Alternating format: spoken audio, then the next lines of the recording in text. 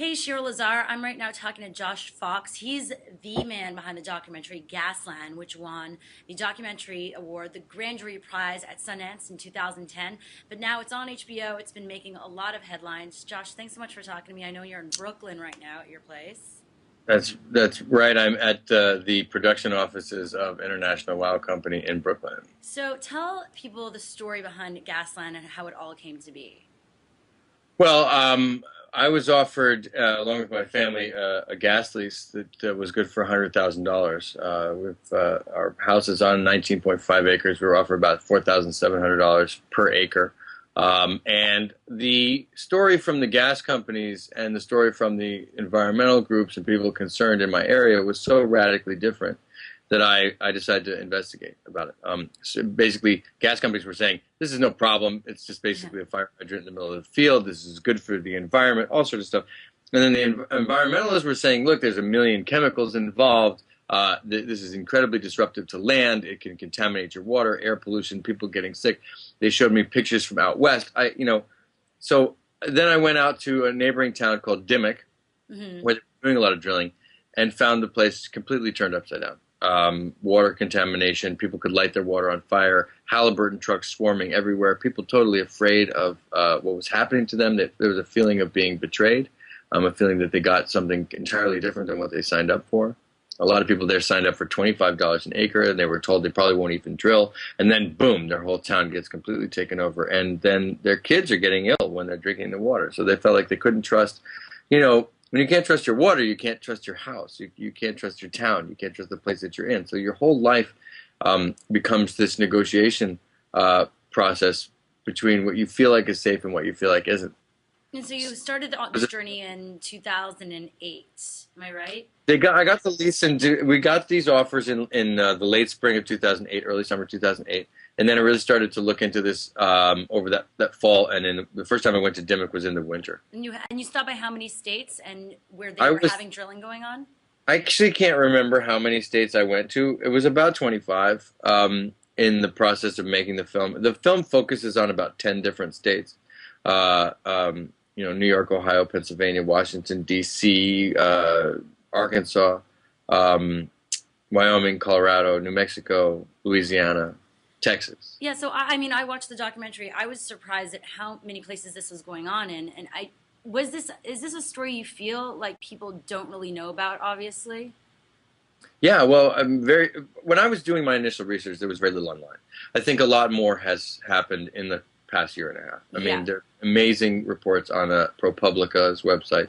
There's been stuff in Scientific American. There's been stuff in Vanity Fair this month. So there's been a lot of people looking into the story. But when we first started out, there wasn't that much. There was relatively little. There were scattered reports from the West. There was some information about the drilling technique. But it really grew as my understanding of it grew from making the film, from going from place to place and seeing what was going on there. Now, oddly enough, also with everything that's going on with the BP oil spill, how random that would happen in the midst of you releasing this film as well. Yeah, well, the BP oil spill obviously is horrific, and it is related. What we're seeing is the consequences of unregulated extractive energy industry as a legacy from the Bush-Cheney government. And moving on into this Obama government, things haven't really changed that much. And in the natural gas world, oh boy, sorry. Should have turned off my phone before I started this. But in terms of natural gas drilling, I've seen blowouts. We've had blowouts like, in every state that I visited. We had a blowout with 1 million gallons of fracking fluid spreading out over Pennsylvania in one day. When I'm talking about blowouts, we're talking about this phenomenon of having gas seepage underneath into streams, moving into the wrong places. A benzene plume that blew out into all the groundwater in Clark's Fork, Wyoming, very well documented case. So although you don't have anything on the scale of the BP oil spill, you do have 450,000 of these gas wells out there, with a proposal for 100,000 in New York, 100,000 in Pennsylvania. The contamination of our freshwater drinking sources is what really worries me. And in every town that I went to, and this was in all the different states that I went to, and the drilling campaign is in 34 different states, I found this problem: water contamination, air pollution, serious health problems. So I'm very concerned about this, and although the BP oil spill is one well and it's obviously have this incredibly catastrophic effect, the drilling onshore as a whole worries me enormously. So, what responses have you been getting from gas companies to your documentary? Oh, well, they're attacking the film, which isn't so surprising. I honestly, I thought that they were going to ignore it because them attacking it has caused a lot more media attention towards the film, and I think it's very clear whose side the facts are on. Um, you know, so they're attacking it, and they're saying things like, the gas industry is exempt from the Safe Drinking Water Act, from the Hmm. Clean Air Act, from the Clean Water Act, from the Superfund law, and they're saying we're not exempt from those acts when they're attacking the film. And it's so easy to look that up and see that it's actually the case. You can look up the laws. They're saying the water on fire has nothing to do with gas drilling. That's naturally occurring. People couldn't light their water on fire before we got there.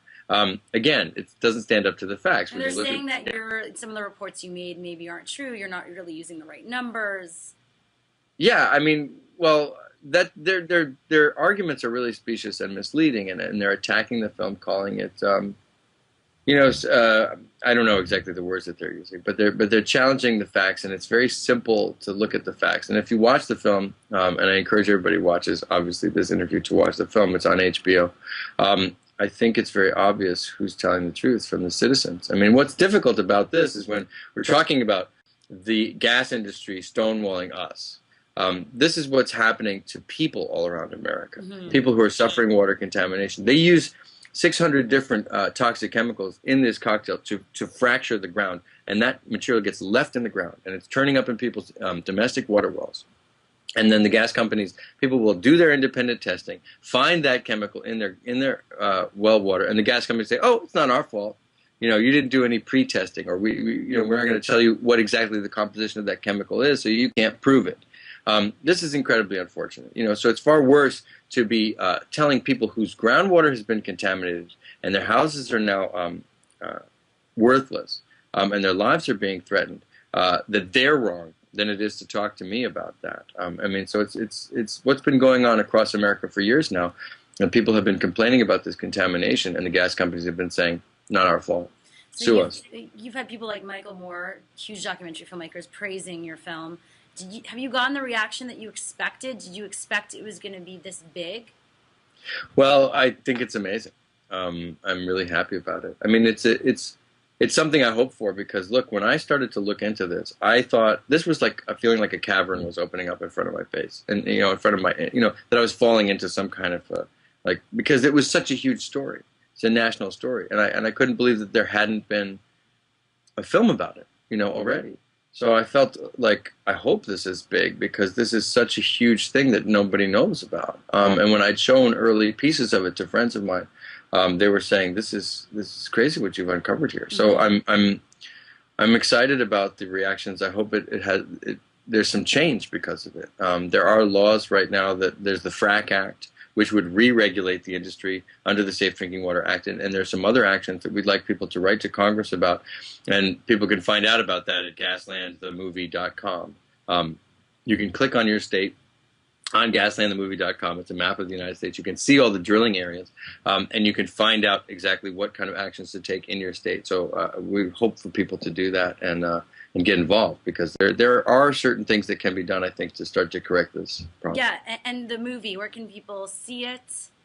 It can be seen on HBO, and then on demand.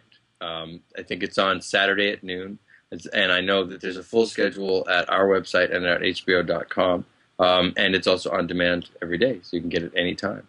All right, Josh, well, I want to thank you for being with me today and talking to me, and definitely a powerful film, so best of luck. Well, thank you so much, and I'll talk to you soon.